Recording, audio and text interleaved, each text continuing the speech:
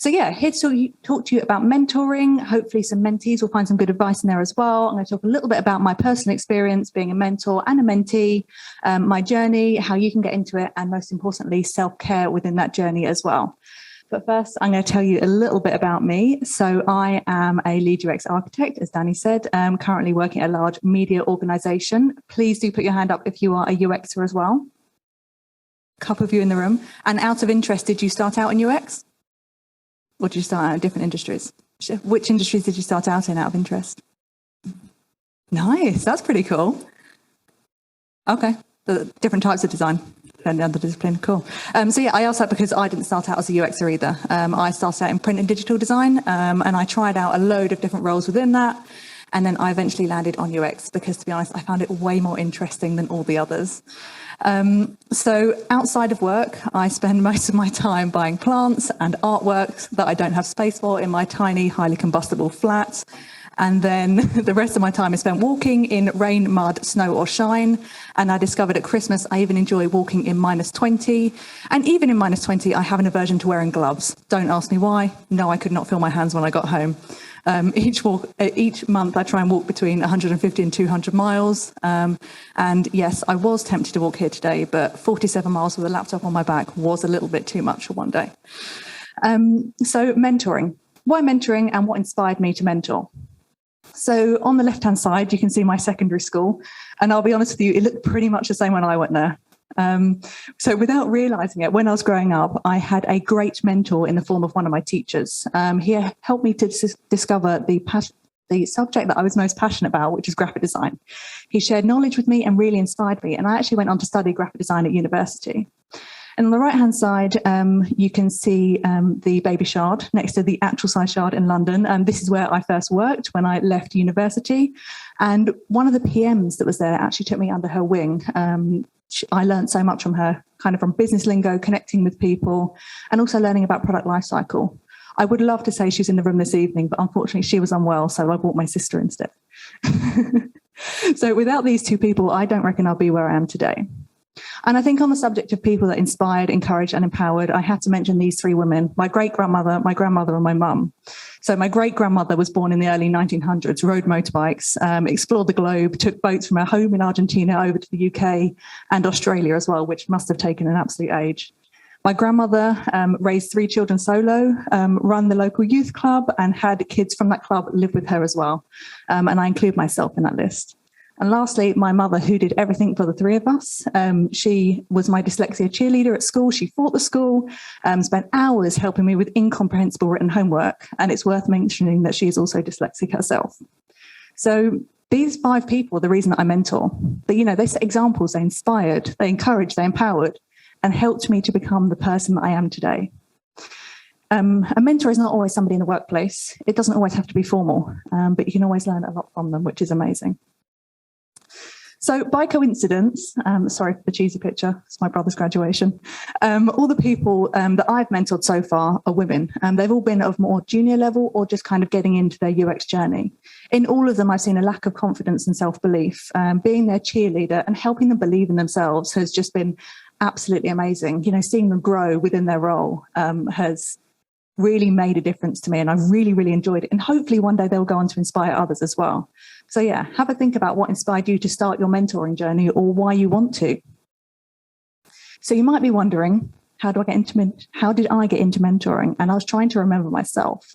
I was trying to remember all the experiences that led up to me officially calling myself a mentor. So going back to my school again, they asked me to come back and talk to kids one-to-one about my job, how I got there, and what they could do to get there as well. And then I also kept in touch with my uni. And in 2017, I set up an internship program for those interested in UX UI, got the kids in for a week, set them tasks, and helped them complete those tasks as well. That eventually led to a summer internship program, which was really cool. But I think for me, I really enjoyed helping people, watching them learn and grow. And I also had that hands-on experience when I was at school as well.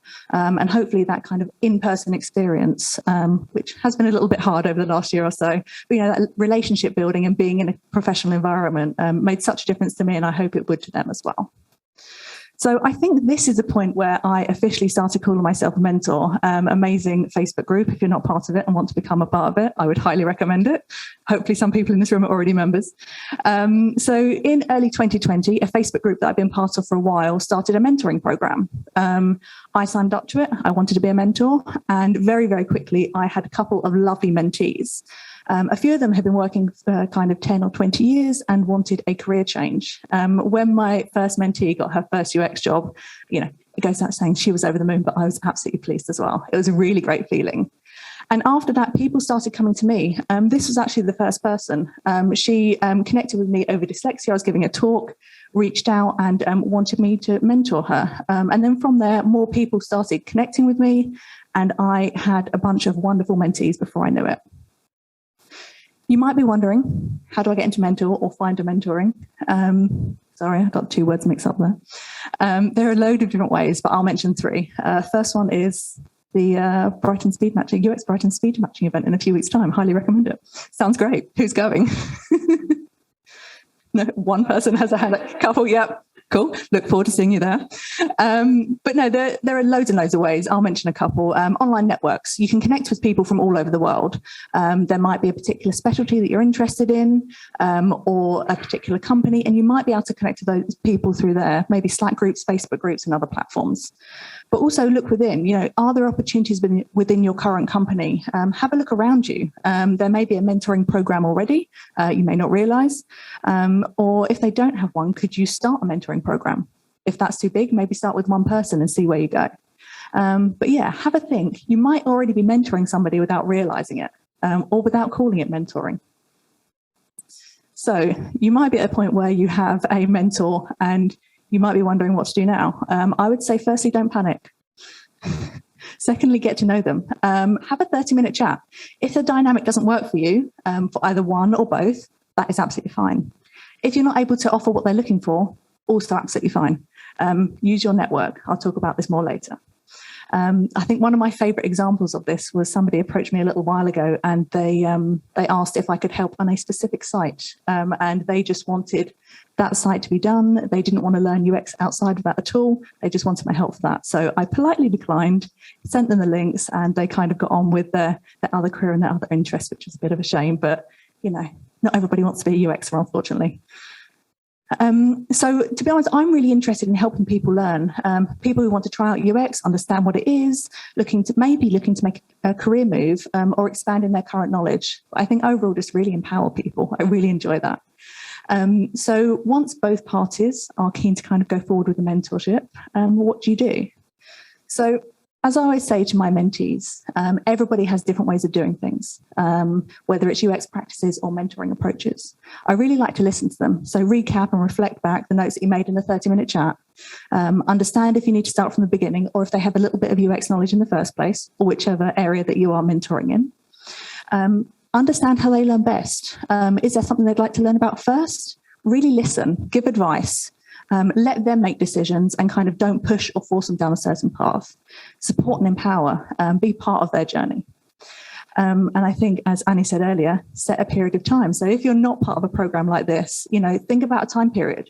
Do you want to help them out until they get a job or until they get a promotion? Or is there some other timeline? And once you get to the end of that timeline, do you want to review? And if you do and kind of want to carry on, that's cool. If they don't, that's also okay. Have a think about how often they would like to meet, which leads me to one of my golden rules in mentoring. Always have the next date in. Don't leave it open or it will definitely never happen. And I say that from experience. So yeah, make sure you have the next date in. That's the only gift I could find that was vaguely appropriate for this slide. So earlier I mentioned your network, and nothing says network like a lovely cheesy stock photo. So if a mentor or mentee isn't right for you, there might be somebody in your network who is. They might want to learn about other areas that are connected to UX. If so, connect them with people. What I've often done is set them up with PMs, UI, researchers for a 30-minute chat. They can understand how all the dots connect. So earlier I mentioned dyslexia. Sorry, I've used slightly too many GIFs in this. So I think lived experience is something great to share. As I mentioned earlier, one person I mentor is dyslexic. She approached me after an event on dyslexia and we are both wonderfully neurodiverse.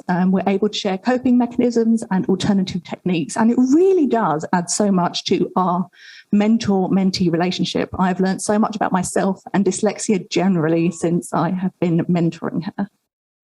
So I'll be honest, my mind was kind of blown when I found out that a lot of people don't think in 3D and aren't able to manipulate things in their brain. I'm really sorry if you can't do this. It's kind of awesome. I did also just grab this from online, so I don't know how accurate it is. So if you do have something in common with your mentee, it's absolutely amazing.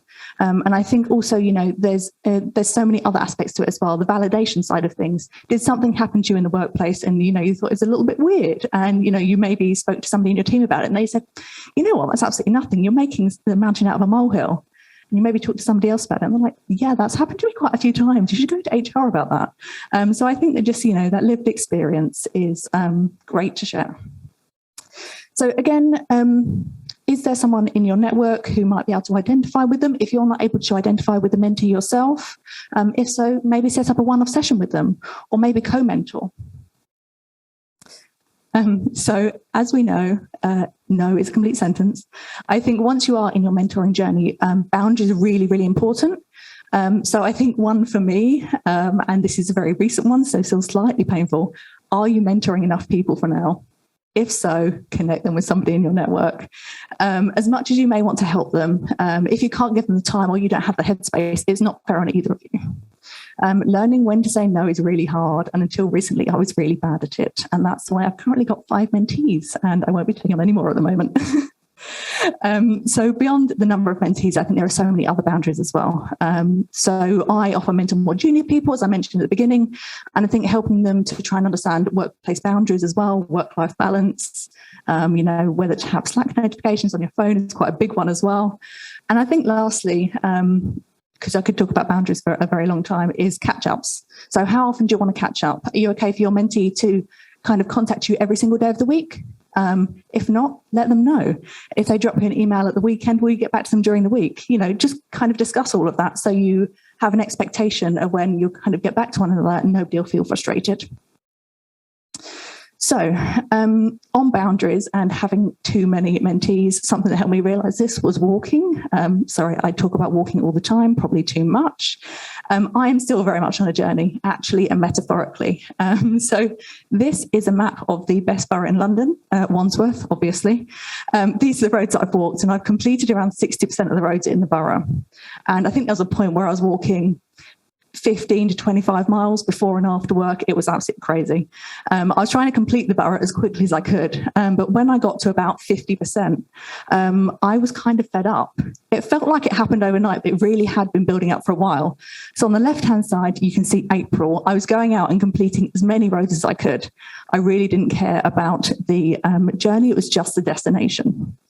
By comparison, June on the right-hand side, I was going out completing roads and walking in green, as I call it. So, you know, giving a little bit back to myself, you know, and I think that is reflective of where I'm at the moment in my mentoring journey. You know, I am going out and giving back, you know, helping and working with mentees, but also giving a little bit back to myself as well. You know, don't get me wrong, I learned so much through mentoring people, but, you know, also my learning could be accelerated if I took more time for myself, and also if I found a mentor, which I will be doing hopefully very soon. You know, as a result, I might be able to pass this knowledge on to my mentees and help them even more as well. So a couple of key takeaways. You'll be glad to know I'm nearly finished talking. So look back, reflect. Who mentored you? What impact did they have? You know, do you want to have the same impact? Would you change anything about that journey? Have you mentored in the past? If so, can you build on that? And if not, UX Brighton speed matching event. And when you do get to mentoring, think about, you know, advise without pushing, set a timeline. Do you have something in common? Use your network, definitely. Connect with them, set boundaries and look after yourself. And you know what? Most of all, have fun. You're there to help others. And along the way, you may end up growing yourself as well, which is absolutely awesome. So thank you so much for listening to me. I really appreciate it.